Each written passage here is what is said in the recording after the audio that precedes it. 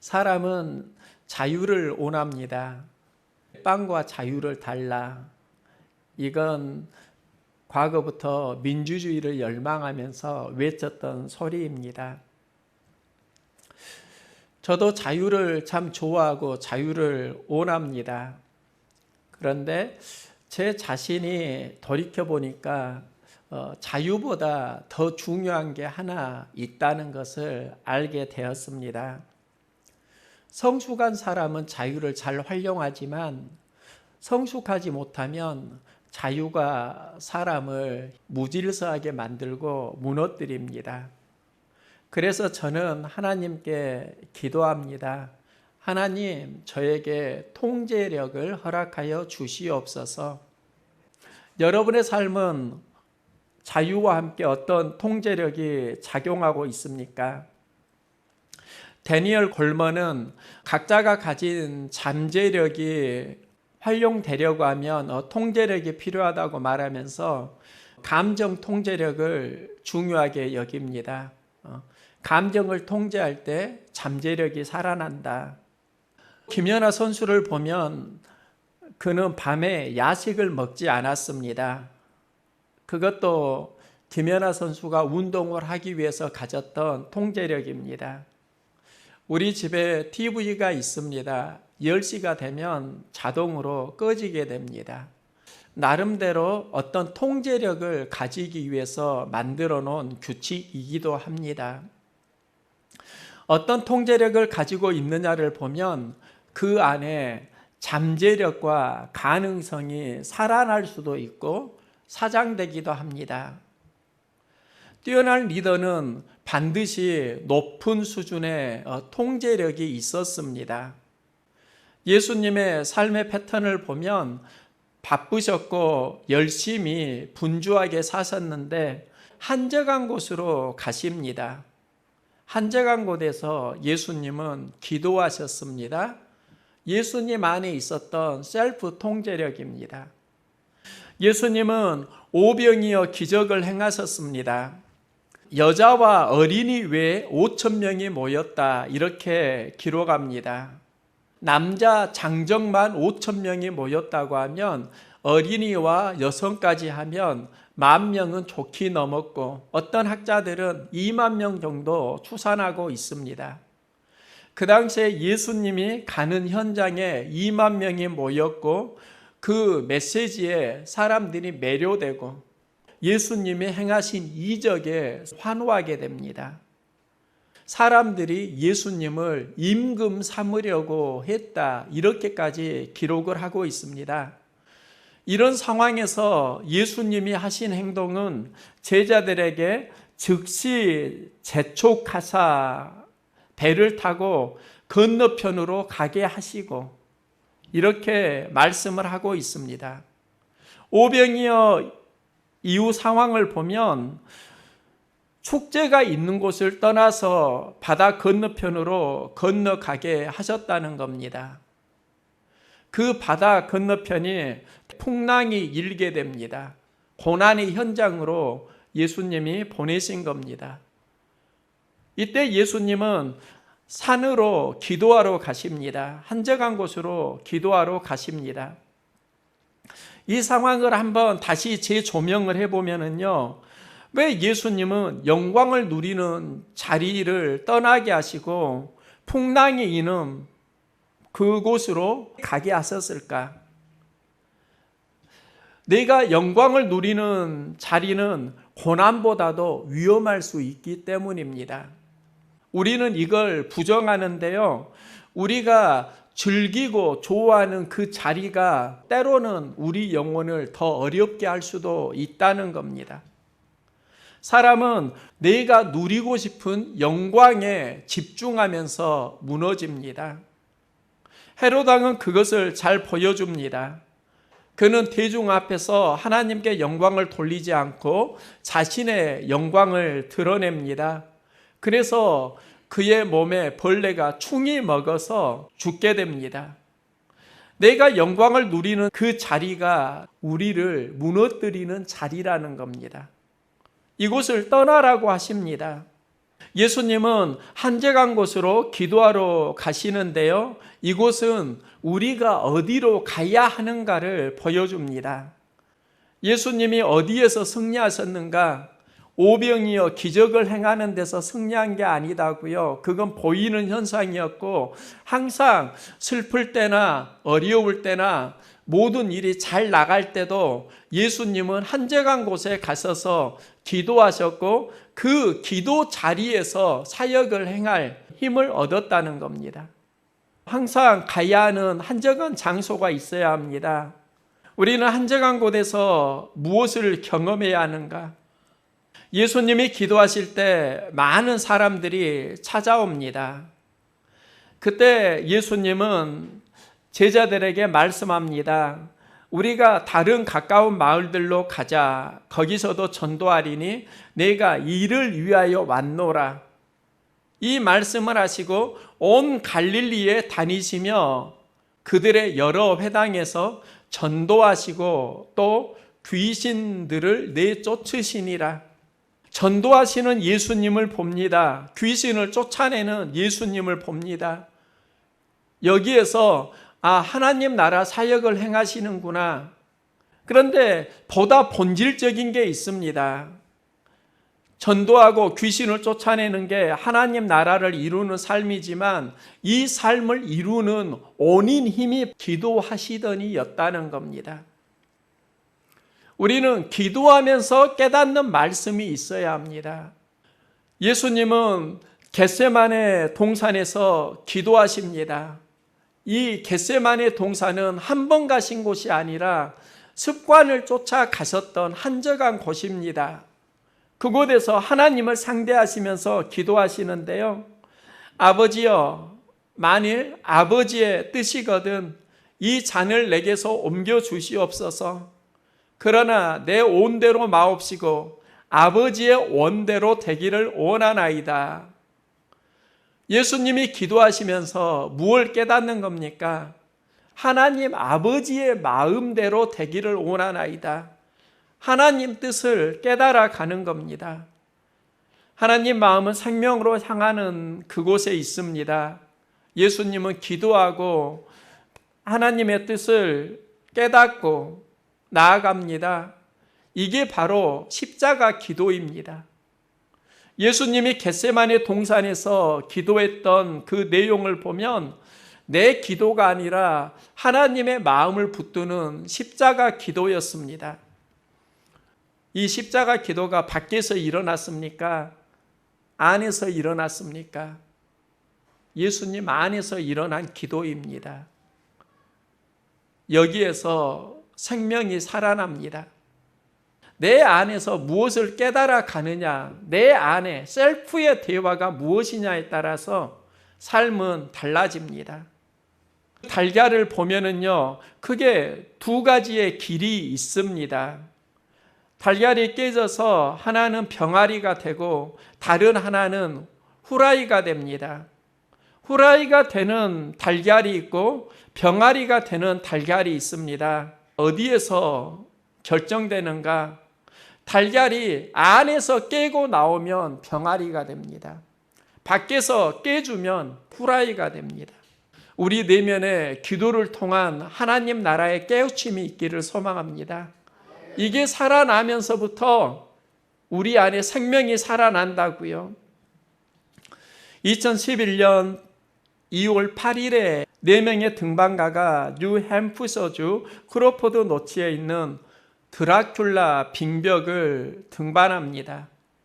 이 빙벽은 난이도가 제법 있는 곳이었습니다. 4명이 모였는데 그 중에 한 명이 네이선 콘레드 목사입니다. 그는 자신의 등반 실력을 믿었습니다. 그러다가 34m 드라큘라 빙벽의 3분의 2 지점을 올랐을 때 힘이 빠지고 팔다리가 후들거리는 것을 경험합니다. 그러다가 20m 아래로 떨어집니다. 그는 떨어지면서 얼음에 부딪히고 부상을 당하는데요. 다행히 그의 몸을 로프로 묶었기 때문에 생명은 건질 수 있었습니다. 이렇게 추락한 일은 처음이었습니다. 콘레드 목사는 속으로 이렇게 생각합니다. 내가 추락하다니 믿을 수가 없어. 그가 등반을 할 때 그 대원 중에 한 명이 그 등반 광경을 녹화했습니다. 녹화한 동영상이 14분 분량으로 편집되어서 인터넷에 올라갔습니다. 많은 사람들이 그 동영상을 보았고요. 이때 그 영상에 대한 댓글들이 올라왔습니다. 등반 전문가인 가드는 이렇게 말했습니다. 당신이 여생을 불구로 살지 않게 된 건 기적 같은 천운입니다. 당신은 빙벽을 오르려면 처음부터 다시 배워야 합니다. 어떤 이는 말합니다. 이 남자는 자기 실력을 너무 모르네. 악평이 자꾸 쏟아지니까 자존심이 상하고 상처를 받습니다. 우리도 누구든지 경험하는 이야기입니다. 삶의 터전에서 자신의 실력을 믿고 힘쓰다가 추락하는 자신을 발견할 때가 있습니다. 일이 안 되니까 내가 왜 이러지? 내가 이렇게 추락하다니 믿을 수가 없어. 이렇게 신음하는 그때가 누구에게나 있다는 겁니다. 이때 콘레드 목사는 자기 스스로를 살펴봅니다. 그리고 처음부터 다시 시작해야 되겠구나. 이 깨달음을 통해서 그는 훨씬 더 좋은 등반가로 성장해 가고 이 등반의 경험을 통해서 그는 목회자로 더욱 성장해 가는 겁니다. 우리 안에 어떤 것을 경험 속에서 깨달아 가느냐에 따라서 그 자리가 우리의 터닝 포인트가 될 수 있습니다. 생장점, 성장점이 될 수 있다는 겁니다. 힘들고 신음할 때가 있습니다. 이때 깨달음을 얻을 수 있기를 소망합니다. 환경이 주는 깨달음 아니다고요. 내 마음속에 일어나는 깨달음입니다. 저도 환경 속에서 존심이 많이 상할 때 그런 경험도 했습니다. 그런데 내 안에서 주먹을 불끈 쥐고요. 무언가를 해보아야 되겠다는 고집이 일어날 때 저는 그래서 성장하고 무언가를 이루어 간 일이 제법 있습니다. 우리가 어디에서 성장하는가? 사건을 통해서 내 안에 무엇을 품느냐? 하나님을 품을 수 있기를 소망합니다. 하나님이 여러분의 인생을 도와주십니다. 혼자 하는 인생으로 네가 추락했어? 혼자 아무것도 할 수 없어? 내가 도와줄게. 나랑 함께 하자. 하나님 저랑 함께해요. 이 고백이 있다고 하면 우리는 다시 무언가를 이루어 갈 수 있는 겁니다. 예수님이 기도하시면서 무엇을 깨달았을까요? 하나님 나라를 깨달았다고요. 그 일에 쓰임받는 삶을 열망하셨다고요. 마태는 이렇게 기록합니다. 기도하시더니 갈릴리에 다니시며 여러 회당에서 전도하시고 또 귀신들을 내쫓으셨더라. 우리가 전도하시고 귀신을 쫓아내는 그 현장, 이걸 하나님 나라로 이해하는데 이 하나님 나라를 이루는 그 현장 이전에 예수님이 어디로 가셨는가? 한적한 곳에 가셔서 기도하셨다는 겁니다. 기도에서 무엇을 행할 수 있는 힘을 얻으셨다는 겁니다. 예수님은 한적한 곳에서 기도하시면서 하늘 문을 여십니다. 기도하실 때 하늘이 열리며 성령의 비둘기 같은 형체로 그의 위에 강림하시더니 하늘로부터 소리가 나기를 너는 내 사랑하는 아들이라 내가 너를 기뻐하노라. 예수님은 한적한 곳에서 기도하시면서 하나님 음성을 듣습니다. 너는 내 사랑하는 아들이라 내가 너를 기뻐하노라. 이 음성은 우리도 들어야 하는 음성이라는 것을 저는 알게 되었습니다. 여러분도 하나님이 사랑하는 자라고요. 하나님이 기뻐하는 자라고요. 이 음성을 들을 수 있기를 소망합니다. 우리는 소속이 어디냐에 따라서 자존감이 달라집니다. 여러분의 무너진 자존감이 어디에서 오는 겁니까? 삶의 현장에서 지치고 자꾸 무언가 비교하다 보니까 내 안에 무너진 자존감 혹시 있을 때 있지 않습니까? 하나님께 속했다는 자존감을 붙들어야 합니다. 우리가 어디에 속해 있는가, 하나님께 속해 있다라는 이 믿음을 붙들면 여기에서 삶은 다시 회복됩니다. 새로운 힘을 얻을 수 있다고요. 그래서 하나님께 기도합니다. 하나님, 저 자존감이 건강하게 해주세요. 하나님이 나를 사랑하신다. 사랑하는 헌주야, 이 음성을 계속 들으면서 사역하게 해주세요. 이게 굉장히 큰 기도 제목입니다. 고구려 평원왕 때 이야기입니다. 가난한 나무꾼이 앞을 보지 못하는 어머니를 봉양하면서 살았습니다. 그가 바로 사람들이 부르는 바보 온달입니다. 바보 온달 이야기는 어느 날 평원왕에게도 들려집니다. 평원왕은 평강공주가 울면 공주를 달래기 위해서 말했습니다. 너 자꾸 울면 커서 바보 온달에게 시집 보낸다. 그러면 울던 평강공주가 울음을 그치는 겁니다. 그가 컸을 때 아버지 평원왕이 말합니다.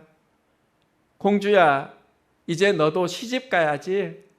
귀족 아들에게 시집을 가라. 평강공주가 어렸을 때부터 들은 말을 기억합니다.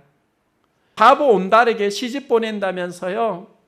이제 그 말을 지켜야 되지 않아요. 자신의 뜻을 굽히지 않는 겁니다. 평원왕도 참 속이 터지는 거지요.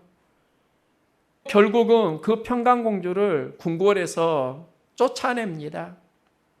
궁궐에서 쫓겨난 평강공주가 바보 온달을 찾아가고 청혼을 하게 됩니다. 세상 사람들은 온달을 바보라고 불렀습니다. 평강공주는 그를 남편으로 존귀하게 여겨줍니다. 바보라는 소리만 듣다가 이제 한 나라의 공주가 자신을 극진히 대접해 주니까 자존감이 살아납니다. 말타기와 활쏘기를 배우고 글을 배웁니다. 고구려에 해마다 사냥 대회가 열리는데 그곳에 참여해서 1등을 하게 됩니다. 왕은 그에게 대영이라는 높은 벼슬을 내리게 되고 후에 중국의 후주가 고구려를 침략할 때 온달은 장수로 나가서 나라를 구하게 됩니다. 온달에게는 비포와 애프터가 있습니다. 그가 평강공주를 만나기 전에는 바보 온달이었습니다. 그가 평강공주를 만난 다음에 새로워집니다. 평강공주는 자신에게 청혼을 하게 되고 극진히 대주니까 자존감이 살아나고 장군으로 바뀌어지는 겁니다. 어떻게 바보 온달이 나라를 구하는 장수가 되는가? 평강공주가 했던 일이 있습니다. 자존감을 살려주는 겁니다. 여러분 안에 무너진 자존감 있습니까? 하나님 만나시기 바랍니다.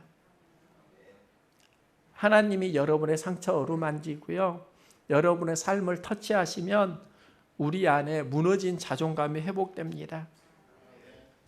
기도하면서 나를 존귀히 여기는 하늘 음성을 들을 수 있기를 소망합니다. 우리가 왜 지쳤습니까? 세상에서 하는 소리만 많이 들어왔잖아요. 하나님을 상대하지 못하면서 살아왔잖아요. 다시 하나님을 상대하십시오. 나를 특별한 자로 여기는 하나님을 상대하십시오. 나는 하나님의 자녀입니다.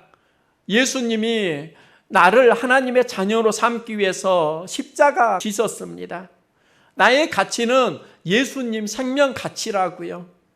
세상에서 무너진 자존감이 있다고 하면 하나님 앞에서 하늘 자존감을 회복할 수 있기를 소망합니다. 예수님 만날 수 있기를 소망합니다. 하나님은 예수님에게 내가 너를 기뻐하노라 이 음성을 들려줍니다. 내가 너를 기뻐하노라 이건 무슨 음성일까? 너는 내 사랑하는 아들이라 이건 소속에 대한 이야기이고 자존감을 회복시키는 부분이라고 하면 내가 너를 기뻐하노라 이것은 감정 터치라고 할 수 있습니다. 하나님은 우리를 기뻐하는 자로 부르십니다. 예수님에게 어떤 영향력을 주게 되는가? 예수님이 사역을 하실 때 많은 이적을 행하시는데 현장을 보면은 품은 감정이 있습니다. 나인성 과부의 아들을 살리실 때 주께서 과부를 보시고 불쌍히 여기사 울지 말라 하시고, 소경을 고치실 때 예수께서 불쌍히 여기사 그들의 눈을 만지시니, 수많은 병자를 고치실 때도 예수께서 나오사 큰 무리를 보시고 불쌍히 여기사 그 중에 있는 병자를 고쳐주시니라. 나병 환자를 고치실 때도 예수께서 불쌍히 여기사 손을 내밀어 그에게 대시며 이르시되 네가 원하노니 깨끗함을 받으라. 예수님이 기적을 행하셨는데 온인 감정이 있습니다. 불쌍히 여기사입니다. 예수님은 어려운 이웃을 보면 불쌍히 여기셨습니다. 긍휼히 여기셨습니다. 그 당시에 많은 사람들은 어려운 이웃을 보면 그들을 업신여겼습니다. 하찮게 여겼습니다.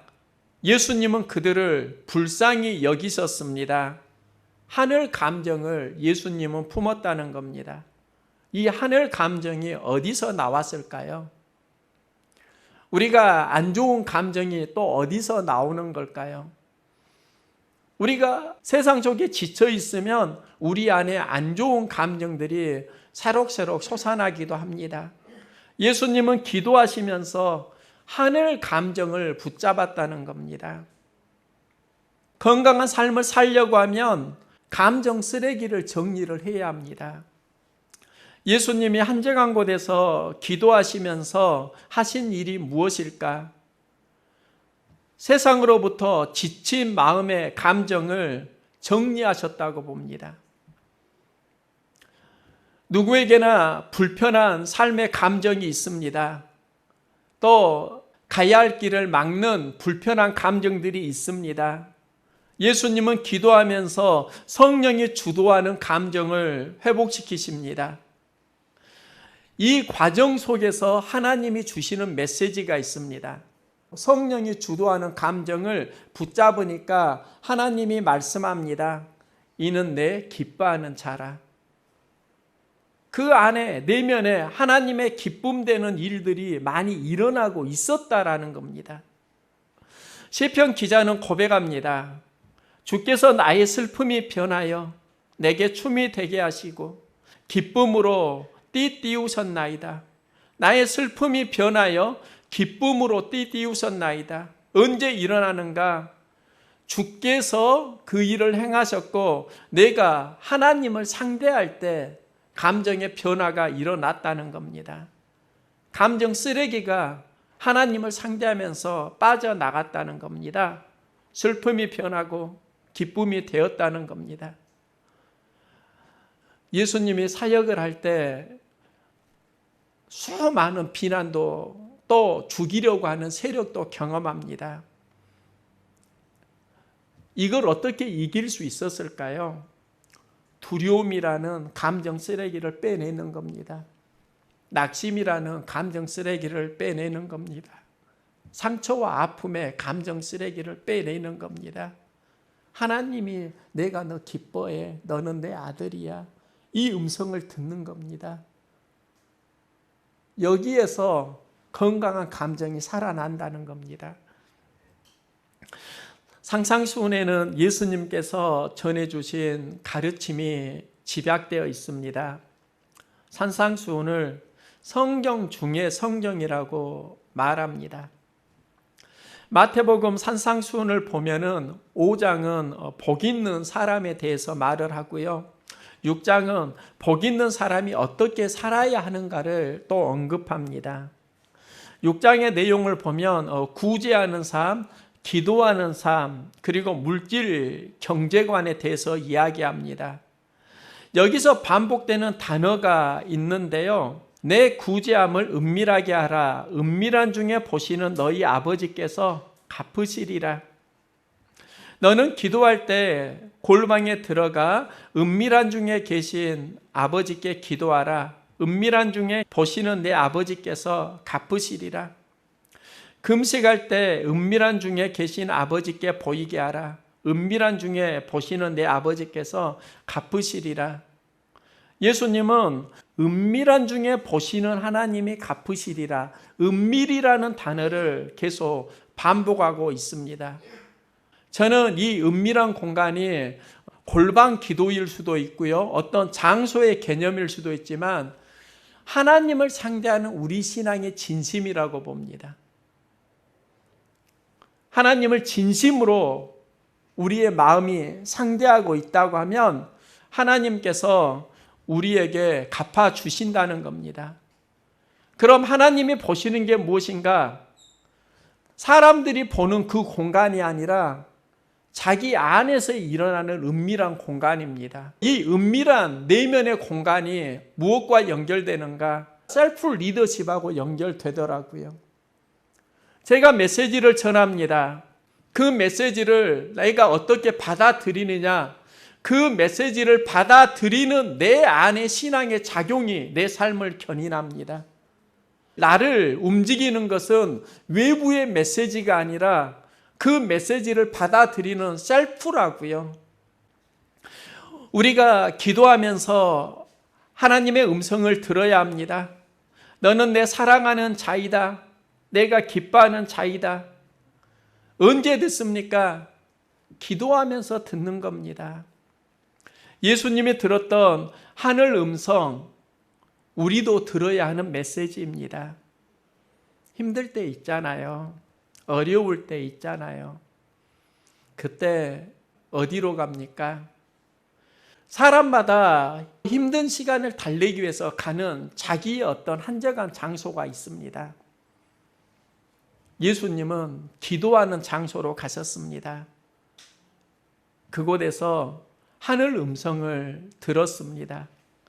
우리도 들어야 하는 메시지입니다. 하나님은 우리에게 하늘 음성 들려주기를 원하십니다. 너는 사랑하는 아들이란다. 내가 사랑하는 딸이란다. 내가 기뻐하는 자란다.